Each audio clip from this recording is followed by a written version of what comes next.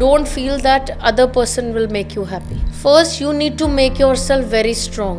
If we don't work on ourselves, तो हम कैसे सामने वाले को सोचेंगे कि वो हमारे लिए कुछ करेगा? वैसे कौन से मूलांक है शादी के बाद एडजस्टमेंट लिखा है जिनकी लाइफ में? एडजस्टमेंट तो मुझे लगता है सभी करते हैं, बट जो देखा गया है बेसिकली मूलांक 2 और मूलांक 6 ये हमेशा एडजस्ट करके चलने वाले लोग हैं। मूलांक 1 की कंपैटिबिलिटी कौन से मूलांक के साथ ज्यादा रहती है? इन लोगों की ज्यादा बनती है मूलांक 5 वालों के साथ, मूलांक 6 वालों के साथ, मूलांक 7 वालों के साथ, जिनका जन्म किसी भी महीने की 4, 13, 22 या 31 को हुआ है। इन लोगों को समझना थोड़ा सा डिफिकल्ट है। अगर मूलांक 4 को मूलांक 7 का या मूलांक 1 का भी साथ मिल जाए, अगर आपको लगता है कि मुझे शादी करनी है, हैव कॉमन गोल्स।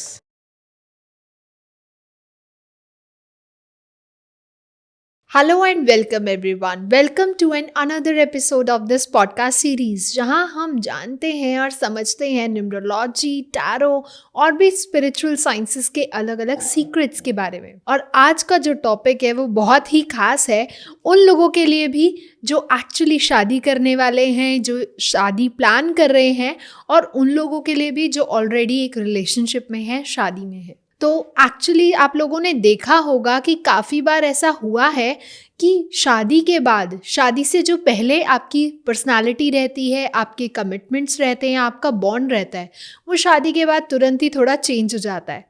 तो आज हम यही समझेंगे कि क्या हमारी न्यूमरोलॉजी भी इस पे इम्पैक्ट डालती है या नहीं।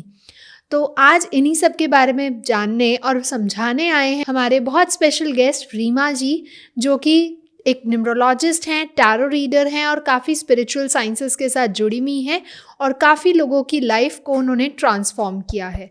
तो चलिए मैम से ही जानते हैं कि एक्चुअली न्यूमरोलॉजी कैसे लोगों की लाइफ को इन्हांस करती है। वेलकम मैम, कैसे हैं आप? नमस्कार ज्योति, मैं बहुत बढ़िया। आप कैसे हैं? ओम नमः शिवाय। ओम नमः शिवाय। मैं भी बहुत बढ़िया हूँ मैम। और जैसे हमने बहुत सारी बातें करी हैं न्यूमरोलॉजी के बारे में, बहुत सारी चीज़ें जानी हैं, तो अब एक नया टॉपिक लाए हैं। जैसे कि न्यूमरोलॉजी की बात करते हैं तो मैरिजेस न्यूमरोलॉजी से कैसे, जब हम मैरिजेस को देखते हैं सडन चेंजेस आ जाते हैं, तो ये न्यूमरोलॉजी से कैसे कनेक्टेड है? So numerology is a very wonderful science. Numerology is just like astrology, right? हमें काफ़ी चीज़ें हमारे पर्सनालिटी के बारे में, हमारे पार्टनर की पर्सनालिटी के बारे में पता चलती हैं। तो जब भी दो लोगों की शादी होती है तो हमें न्यूमरोलॉजी ग्रिड मिलानी होती है। अच्छा, right, and we have to see whether they have compatible numbers और not. Okay. So it's a beautiful science wherein you have to check the compatibility of partners. Okay. And that really helps them to understand each other better. And अगर कहीं लगता है हमें कि especially in love marriage where the people have to get married, we have to give them few remedies so that they can have a happy married life. तो sometimes ऐसा होता है, जैसे अभी आपने लव मैरिज की बात करी, कि जो कमिटमेंट्स, जो बॉन्ड शादी से पहले होता है वो शादी के बाद नहीं रह पाता, बहुत डिटैच हो जाते हैं, समटाइम्स आर्ग्यूमेंट्स बहुत ज़्यादा बढ़ जाती हैं। तो ये कन्फ्लिक्ट्स न्यूमरोलॉजी में दिखते हैं? Everything is visible in numerology. Okay. Your personality, your destiny, how will a person behave, how will they react to situations, what numbers they have in their grid really helps them. Numerology में हम जब भी बात करते हैं grids की, right, तो दो लोगों की हमेशा न्यूमरोलॉजी की जब हम ग्रिड निकालते हैं, जब उनकी कैलकुलेशंस करते हैं, तो दो लोगों की पर्सनालिटी साथ में मिलती हैं शादी में। अच्छा। दो लोग की डेस्टिनी साथ में जुड़ती है। न्यूमरोलॉजी में देखे जाते हैं पर्सनालिटी नंबर्स, डेस्टिनी नंबर्स। जब भी दो लोग साथ में आते हैं, it is not about only relationship, it is about जब हम एक फैमिली के साथ होते हैं तो सबकी एनर्जीज हमें अफेक्ट करती हैं। ओके। चाहे वो एक फ्रेंड की एनर्जीज क्यों ना हो, ऐसे ही पार्टनर्स की एनर्जीज, उनके नंबर्स, उनकी वाइब्रेशंस हमें अफेक्ट करती ही करती हैं। ओके। राइट, कई पार्टनरशिप्स में कहीं दो लोगों की बहुत अच्छे से बनती है और कहीं जगह हमेशा लड़ाई रहती है जी। या आर्ग्यूमेंट्स रहते हैं या अग्री नहीं कर पाते एक दूसरे की बातों पे, अंडरस्टैंडिंग प्रॉब्लम रहती है। सो कहीं ना कहीं इसमें न्यूमरोलॉजी का बहुत बड़ा हाथ है। When you see their numbers you will actually get to know the actual proof कि कहाँ प्रॉब्लम आ रही है। ओके, तो क्या शादी के बाद पर्सनालिटी चेंज होती है या फिर उनके मूलांक के अकॉर्डिंग उनके बिहेवियर में चेंजेस आते हैं? सी एज अ न्यूमरोलॉजिस्ट मुझे तो पता है कि अगर मैं आपका डेट ऑफ बर्थ देखूंगी, I can write a book on you, Okay. what you are. But if you are marrying a person and you hardly know about them, right? Especially in arranged marriages. जी, right मैं तो ये मानती हूँ आप एक इंसान के साथ रहकर भी उसको पूरी तरीके से नहीं जान सकते, सही बात। राइट? तो शादी में भी आप कैसे जानेंगे उनके likes dislikes? There are moments where they behave in a different manner. Hmm, it's not about कि शादी के बाद कोई चेंज हो जाता है. It is just they reveal their true self. Okay, क्योंकि पार्टनर एक मिरर होता है, उसके सामने they are what they are. Okay, right partner के साथ आपको रहना होता है. बीइंग इन फ्रेंडशिप और being in just I say courtship period में आपको इतना नहीं पता चलता. मे बी आप 1-2 घंटे साथ हैं या जो भी है, but being with a person it is like जैसे आप पेरेंट्स के साथ हैं. योर जी। Parents know your in and out. Right कई बार वो भी आपको हैंडल नहीं कर पाते. Right exactly. बट पार्टनरशिप्स में तो ये डेफिनेटली होता है कि दो लोग मिले, जब उनकी पर्सनालिटी और डेस्टिनी नंबर्स बिल्कुल ही अलाइन नहीं है, राइट, तो देखा गया है कि वहाँ पे प्रॉब्लम्स आती हैं. तो दैट इज़ वेरी इंपॉर्टेंट कि जब आप शादी करें अपनी न्यूमरोलॉजी रिपोर्ट ज़रूर चेक करवाएं ओके, दोनों पार्टनर्स की. ठीक है। एंड जो भी रेमेडीज हो दोनों पार्टनर्स को मिलके वो रेमेडीज करनी चाहिए. Because see it's a life long decision and everybody wants happiness at the end. Completely agree. तो ऐसा क्यों होता है कि कुछ लोग शादी के बाद बहुत स्ट्रांग हो जाते हैं, कोई कपल बहुत स्ट्रांग हो जाता है और कुछ कपल्स बहुत ज़्यादा बिखर जाते हैं, उनके बीच में कन्फ्लिक्ट्स बहुत ज़्यादा बढ़ जाते हैं? तो जैसे कि मैंने पहले ही बताया that each vibration of the person, energy of the person, it matters. Okay, आपको कहीं ना कहीं सामने वाले की एनर्जी, तभी हम कहते हैं कि don't feel that other person will make you happy. आपको अपनी हैप्पीनेस डिपेंडेंट नहीं करनी. आई ऑलवेज से कि हमेशा एक भरी हुई वेसल में से पानी निकल सकता है, right? So empty vessels can not give you anything. या तो अपने आप पे काम करने की जरूरत है. First you need to make yourself very strong. If we don't work on our self तो हम कैसे सामने वाले को सोचेंगे कि वो हमारे लिए कुछ करेगा. तो ऐसा नहीं है कि people come to me and tell me ma'am they had a love marriage, right, that this person was not like that और एकदम बदल गए शादी के बाद. बिल्कुल। It is not that. Because शादी एक बहुत बड़ी रिस्पॉन्सिबिलिटी है और हर कोई इस रिस्पॉन्सिबिलिटी को नहीं ढंग से निभा पाता. बिल्कुल वही सही। क्लैशेस आते हैं, right? When you are in courtship there are no other responsibilities. Financial चीज़ें रिस्पॉन्सिबिलिटीज होती हैं और कहीं बच्चों की रिस्पॉन्सिबिलिटीज आगे आ जाती हैं, पेरेंट्स की रिस्पॉन्सिबिलिटीज होती हैं. So marriage is not about, it's not bed of roses. First we have to understand it's a big responsibility. बिल्कुल।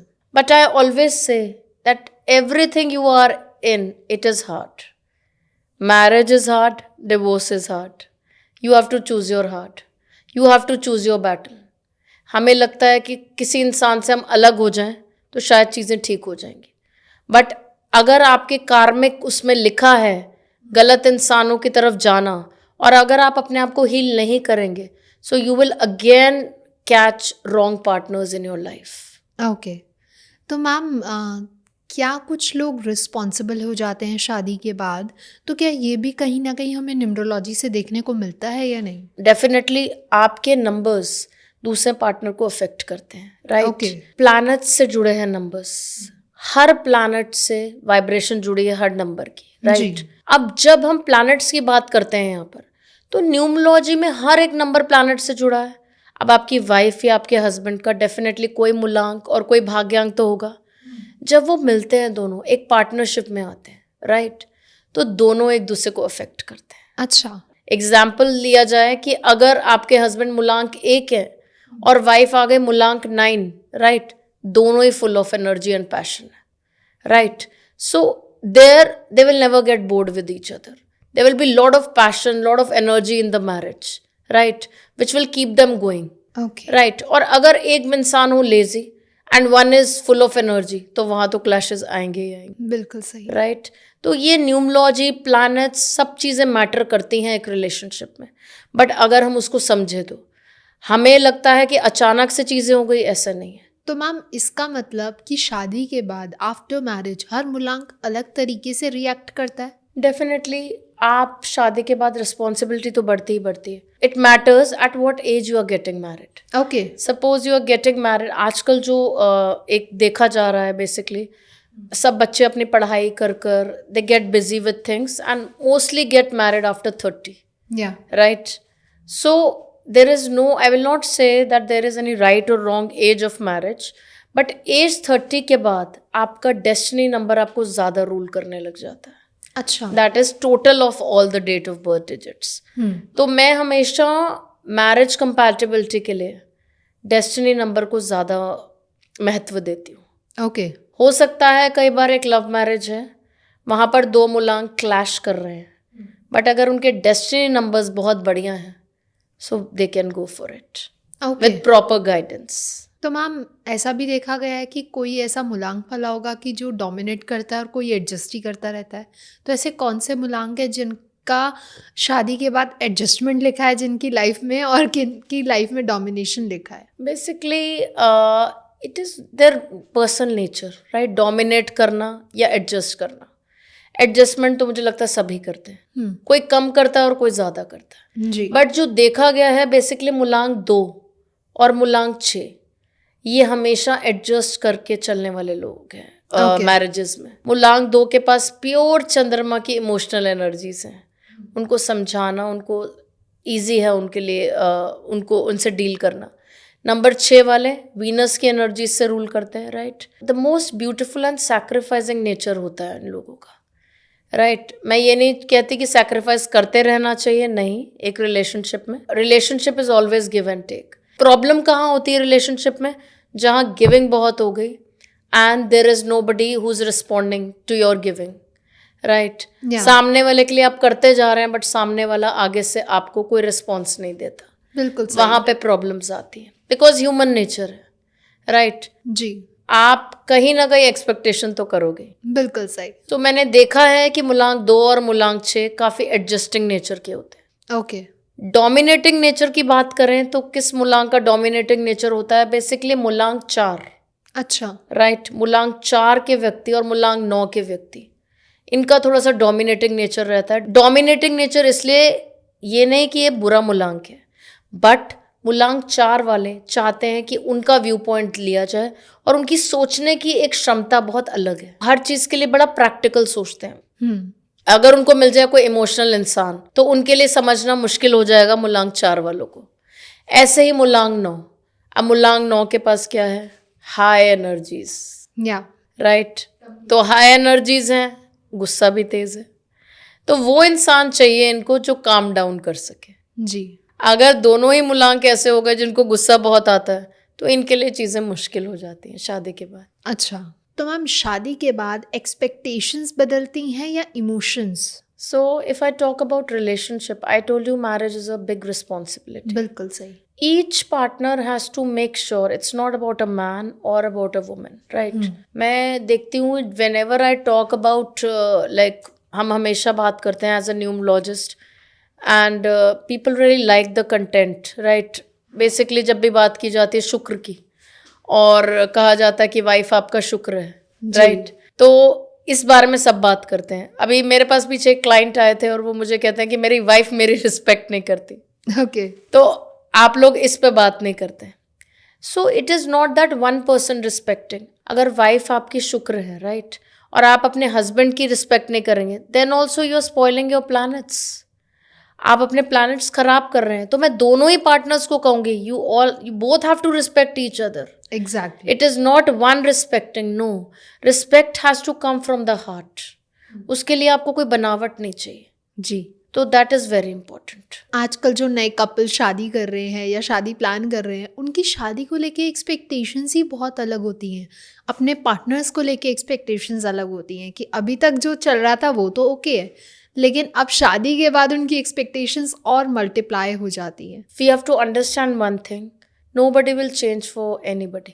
जी। राइट? आपको लगता है कि सामने वाला आपके लिए चेंज हो जाएगा, एडजस्टमेंट ज़रूर आती है, बट ट्रू नेचर सेम रहता है। बिल्कुल सही। आप किसी का ट्रू नेचर नहीं बदल सकते, उनकी एक अपब्रिंगिंग रही है, उनके पेरेंट्स से उनको कुछ सिखाया है, ठीक है? मैं मानती हूँ लोग एडजस्टमेंट करते हैं मैरिज में, कुछ अच्छे के लिए चेंज भी होते हैं, बट कितना हो जाएंगे? 20%, 30%। एक्चुअल नेचर तो वही रहेगा ना, राइट? अब आपके हाथ में क्या है, या तो आप उसको एक्सेप्ट करें। एक्सेप्टेंस बहुत बड़ी चीज़ है। जैसे आप नई जनरेशन की बात कर रहे हैं, उनको हर चीज़ जल्दी चाहिए, they want everything in haste, they want to get married, right? And after that जब उनको एक्चुअल रियलिटी दिखती है मैरिज की, that it's a big responsibility, तो वो रिस्पॉन्सिबिलिटी नहीं लेना चाहते। They want everything very goody goody in their life. Exactly. तो वहाँ पे प्रॉब्लम आ जाती है। तो नई जनरेशन से मैं यही कहूँगी, मूलांक समझें, भाग्यांक समझें, पर्सनालिटी समझें अपने स्पाउस की, राइट? चीज़ें मिलती हैं, एक दूसरे के साथ टाइम स्पेंड करें, बट ये समझ लें कि marriage is responsibility. Okay. Yes. तो मैम जैसे अभी तक हमने बात करी कि कैसे मूलांक हमारे पर्सनालिटी और इनर सेल्फ को डिफ्रेक्ट करता है या रिफ्लेक्ट करता है, कैसे दिखाता है और कैसे हम उसको इन्हांस कर सकते हैं, राइट? तो मैम क्या हम अब ये भी जानना चाहेंगे कि कौन सा मूलांक कौन से मूलांक के साथ कंपैटिबल ज़्यादा रहता है, ताकि हम आगे जो आने वाली मैरिज लाइफ्स हैं उनमें हम हमारे जो व्यूअर्स हैं वो देख पाएँ, वो समझ पाएँ। तो अगर हम बात करें मूलांक 1 की, तो उनकी कंपैटिबिलिटी कौन से मूलांक्स के साथ ज़्यादा रहती है? बेसिकली मूलांक 1 की बात करें, ऐसे व्यक्ति जिनका जन्म किसी महीने की 1, 10, 19 या 28 तारीख को हुआ है, they are born with sun's energy, okay. Right? Sun planet उनको रूल करता है। इन लोगों की ज़्यादा बनती है नंबर मूलांक 5 वालों के साथ, राइट? मूलांक 6 वालों के साथ, मूलांक 7 वालों के साथ और मूलांक 9 वालों के साथ। ओके। इनकी कंपैटिबिलिटी काफ़ी अच्छी रहती है। ओके। और किन ऐसे मूलांक है जिनको उन्हें पर्टिकुलरली अवॉइड करना चाहिए, जिनकी कोई रेमेडीज ही नहीं होंगी? सी, रेमेडीज हर चीज़ की होती हैं। अच्छा। अगर if person has come to me and वो लव मैरिज का एक चार्ट लेके आ रहे हैं जिसमें वो कह रहे हैं कि the boy, there are cases वे पेरेंट्स कम कि मैम ये हमारे बच्चों का चार्ट है and they are not agreeing and they want to marry, right? So sometimes we have to give few remedies to them. ऐसी चीज़ें हैं जहाँ पर हम कुछ नहीं कर सकते, तब वहाँ हमारी रेमेडीज काम आती हैं। तो मैम ऐसे कोई रियल लाइफ इंसिडेंट्स है या केसेस है जो अगर आप हमारे साथ शेयर कर पाएँ, जहाँ आपने देखा हो कि कोई मूलांक की कुछ कंपैटिबिलिटी इशू आ रहा था एंड आपने रेमेडीज से उसको सॉल्व किया? बहुत सारे ऐसी चीज़ें होती हैं, बिकॉज मैरिज इज़ वॉट कि हर कोई न्यूमरोलॉजी नहीं करा के शादी करता, right? Now they are married, now they have to like be with that person. तो ऐसा क्या करें कि जिससे उनकी लाइफ स्मूथ चलती रहे? तो बहुत जगह हमें रेमेडीज देनी पड़ती हैं, ओके। राइट? कुछ चीज़ें ऐसी बताई जाती हैं उनको, वेरी सिंपल रेमेडीज दो, बट करनी बहुत शिद्दत के साथ होती है। Lot of faith you have to have in the remedies. Okay. तो मतलब इंटेंशंस भी ज़्यादा इम्पोर्टेंट रोल प्ले करते हैं? यस, अगर आप कुछ भी बिना फेथ के करेंगे तो that will not work. So Okay. if you are coming to a person for guidance, please have lot of faith in them. तो क्या हर इंसान की जो रेमेडीज आप रेकमेंड करते हैं वो सिमिलर होती है या हर मूलांक की डिफरेंट होती है with different diagnosis? Obviously, every mulank requires different diagnosis, right? Okay. Different तरीके से हम देखते हैं उसको, because जब हमारा एक थंबप्रिंट भी सेम नहीं है तो दो इंसान कैसे सेम हो सकते हैं, राइट? तो रेमेडीज डेफिनेटली डिफरेंट होती हैं, बट हम दोनों चार्ट्स देखते हैं मैरिज में हमेशा, दोनों लोग के चार्ट्स इकट्ठे देखे जाते हैं। अच्छा। एक की डेस्टिनी का इम्पैक्ट दूसरे पे आता ही आता है। अच्छा। आपने कई बार देखा होगा that a person who was not in a good job, या उनके पास कुछ ऐसी चीज़ें थी, प्रॉब्लम्स थी, फाइनेंशियल प्रॉब्लम्स थी, but after marriage tables turn, उनकी लाइफ में लाइक समृद्धि आ गई, right? Because of that one persons luck. तो दूसरे पर्सन का लक जो है वो बहुत मैटर करता है शादी में। अच्छा, तो ये चीज़ें भी हम न्यूमरोलॉजी में देख सकते हैं? बिल्कुल, and it happens with a girl also. Like वो किसी फैमिली में गई, राइट? एंड उनको बॉय का चार्ट अफेक्ट किया, राइट? मे बी उनका कोई करियर नहीं सेट होता था, आफ्टर मीटिंग दैट बॉय उनका फाइनेंशियल और स्ट्रांग हो गया बेस। ओके। तो दोनों पार्टनर्स के प्लैनेट एक दूसरे को अफेक्ट करते हैं। ओके। तो मैम अब बात करते हैं मूलांक 2 की कि कौन से ऐसे कंपैटिबल नंबर्स हैं उनके। मूलांक 2 की बात करूं, ऐसे लोग जो मून की एनर्जीज के साथ रूल्ड होते हैं, जी। ऐसे व्यक्ति जिनका जन्म किसी भी महीने की 2, 11, 20 या 29 को हुआ है जिनका जन्म, राइट, जी। ऐसे लोग मूलांक 2 के होते हैं। और इनकी कंपैटिबिलिटी किसके साथ है? They are very emotional people, ठीक है। इनकी कंपैटिबिलिटी मूलांक 1 के साथ भी अच्छी रहती है, मूलांक 7 के साथ भी अच्छी रहती है, राइट। अच्छा। या एंड इनको जो सबसे ज़्यादा समझता है मूलांक, दैट इज मूलांक 6। तो मैम अगर हम बात करें मूलांक 3 की, तो ऐसे कौन से कंपैटिबल नंबर्स हैं जिनके साथ वो शादी आगे कंपैटिबिलिटी देख सकते हैं? मूलांक 3 की बात करें तो इनका एक बहुत एंटी नंबर है, वो है 6। अच्छा। तो मैं स्पेशली कहूँगी कि मूलांक 3 वाले व्यक्ति मूलांक 6 से शादी ना करें। कहते हैं 36 का आंकड़ा। 36 का आंकड़ा हो जाता है इनका, ठीक है। ओके। मूलांक 3 वाले व्यक्ति मूलांक 6 वाले व्यक्तियों को थोड़ा अवॉइड करें। ओके। यस, इनकी किसके साथ बनती है? मूलांक 1 के साथ बहुत ही बढ़िया बनती है, राइट। मूलांक 7 के साथ भी बहुत अच्छी बनती है। मूलांक 5 के साथ भी काफ़ी अच्छी देखी गई है इनकी कंपैटिबिलिटी, ओके। एंड मूलांक 8 के साथ भी। ओके। तो मैम अब आगे बढ़ते हैं और जानते हैं मूलांक 4 के बारे में कि मूलांक 4 के साथ कौन से ऐसे कंपैटिबल नंबर्स हैं। मूलांक 4 की बात करूं, ऐसे व्यक्ति जो राहु के एनर्जीज के साथ जुड़े हुए हैं, जिनका जन्म किसी भी महीने की 4, 13, 22 या 31 को हुआ है, ठीक है। इन लोगों को समझना थोड़ा सा डिफिकल्ट है क्योंकि इनकी सोच बहुत डिफरेंट होती है। ओके। सबसे ज्यादा बनती है राहु की केतु के साथ। राहु हुआ सर, केतु हुआ धड़, बहुत बढ़िया पार्टनरशिप है 4 और 7 की।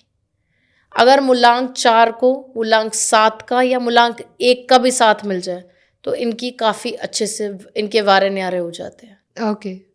तो मैम अगर हम बात करें अब आगे चलकर मूलांक 5 की कि कौन से ऐसे कंपैटिबल नंबर्स हैं शादी के लिए जो मूलांक 5 वाले सिलेक्ट कर सकते हैं। मूलांक 5 की बात करूं, it's a number of balance already, right. अगर मूलांक 5 वाला व्यक्ति आपकी लाइफ में आया है so you are already a winner. Okay.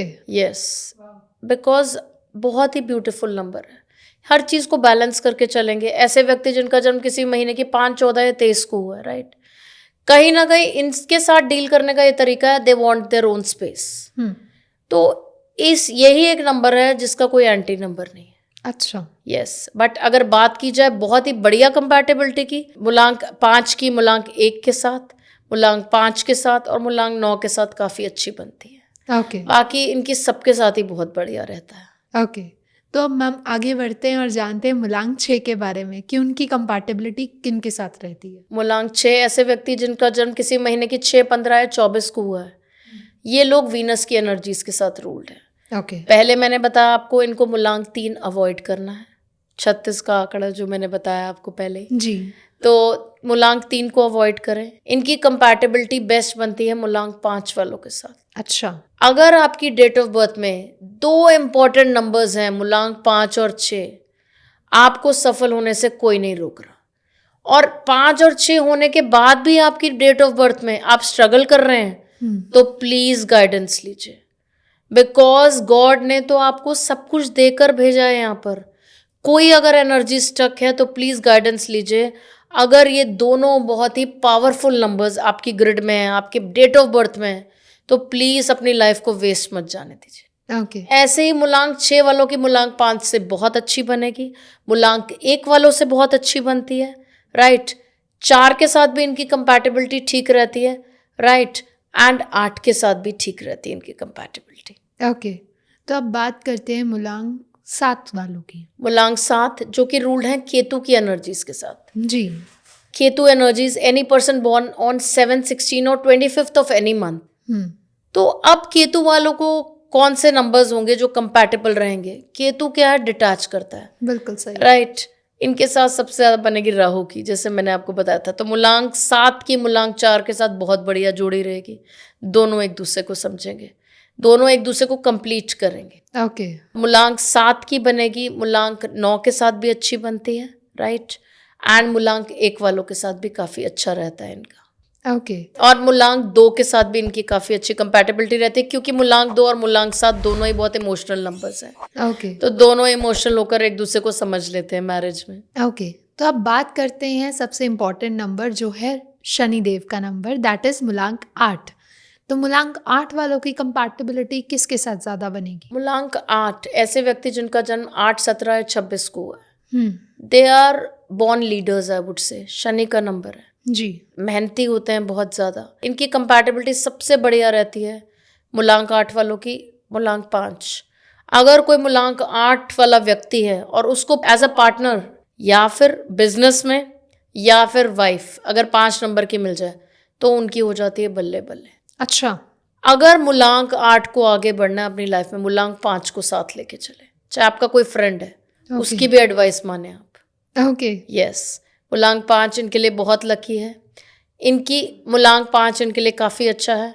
मूलांक 8 वाले प्रैक्टिकल भी होते हैं, तो मूलांक 3 वालों के साथ भी इनकी काफ़ी अच्छी रहती है, काफ़ी अच्छी बॉन्डिंग होती है। ओके तो अब last but not the least मूलांक 9।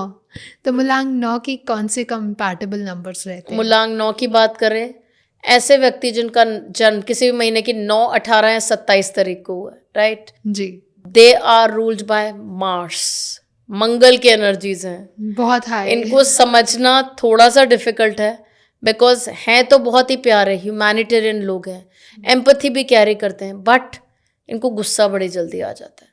सो who can calm them down? A calm number which is मूलांक 1, मूलांक 5, राइट। मूलांक 6 के साथ भी इनकी अच्छी कंपैटिबिलिटी रहती है। ओके तो मैम ये तो हमने जान ली है हर मूलांक के बारे में। तो मैम जाते जाते क्या एक ऐसी गाइडेंस, क्या एक ऐसी रेमेडी देने वाले हैं आप जो हर मूलांक वाले कर पाए अपनी मैरिजेस को और स्ट्रॉन्ग करने के लिए? अगर आपको लगता है कि मुझे शादी करनी है, किसी रिलेशनशिप में जाना है, किसी रिलेशनशिप को आगे बढ़ाना है या उसको चलाना है, राइट, एक लंबे समय तक, have common goals. Okay common goal कुछ भी हो सकता है आपका। जब भी हम एक गोल को देखते हैं ना, राइट, आप कहेंगे मैम गोल तो होता है, एक बच्चा पालना भी एक गोल है। बिल्कुल है, बिल्कुल सही। एक बच्चे की परवरिश भी एक कॉमन गोल है, बट और भी चीज़ें होनी चाहिए जो आप मिलकर साथ कर सकें, right. Don't make your life boring after kids, कि बच्चे हो गए तो अब हमारी compatibility, it's okay, no, go out, right, visit temples together, visit spiritual places together, right. या ये नहीं है कि बच्चे हो गए तो उसके बाद अपनी लाइफ देखेंगे नहीं। Even if you are going in a relationship, numerology के बेस पे भी मैं यही समझा रही हूँ आपको, स्पिरिचुअलिटी के बेसिस पे यही समझाना चाहती हूँ, that first is do not haste, know each other well, know each other's personality well. नहीं समझ आ रहा तो गाइडेंस लीजिए, आपके आसपास इतनी गाइडेंसेस अवेलेबल है, आपके मूलांक, आपके भाग्यांक को लेकर, आपकी मैरिज को लेकर, राइट, गाइडेंस लीजिए और एक दूसरे का कॉमन गोल रखिए। May be playing a sport together, okay right, going for swimming together, going for a sport together, right, जी going to spiritual places together। तो कहीं आप एक अकेले ना रह जाए, हर काम करें together, okay Right. That's a wonderful guidance. Yes. और एक बहुत अच्छा स्विच वर्ड है, जब भी आपको लगे कि थोड़ी सी चीज़ें प्रॉब्लमैटिक हो रहे हैं, तो there is a switch word, divine together with love. Okay ये चैंट करते रहें, divine together with love, divine together with love. आपकी पार्टनरशिप और ब्यूटीफुल हो जाएगी इससे। At least 5 times a day do chant this, divine together with love. Okay that's a great guidance ma'am, thank you so much. आज बहुत मज़ा आया आज आपसे बात करके, और हम वापस में मिलेंगे एक नई स्पिरिचुअल गाइडेंस लेने आपसे, ताकि हम अपनी लाइफ को और ईज बना पाएँ। And thank you so much everyone. अगर आप लोगों को भी पसंद आया हो तो do not forget to like, share, comment and subscribe the channel. And अगर आपके कोई क्वेश्चंस हैं, कोई सजेशन है, प्लीज़ हमें नीचे दिए गए कमेंट सेक्शन में भी बताएं, ताकि हम आगे आने वाली इस पॉडकास्ट सीरीज़ में उन्हें ज़रूर कवर करने का ट्राई करें। तब तक के लिए stay happy, stay safe. Thank you so much. Thank you. Thank you so much. ओम नमः शिवाय। ओम नमः शिवाय।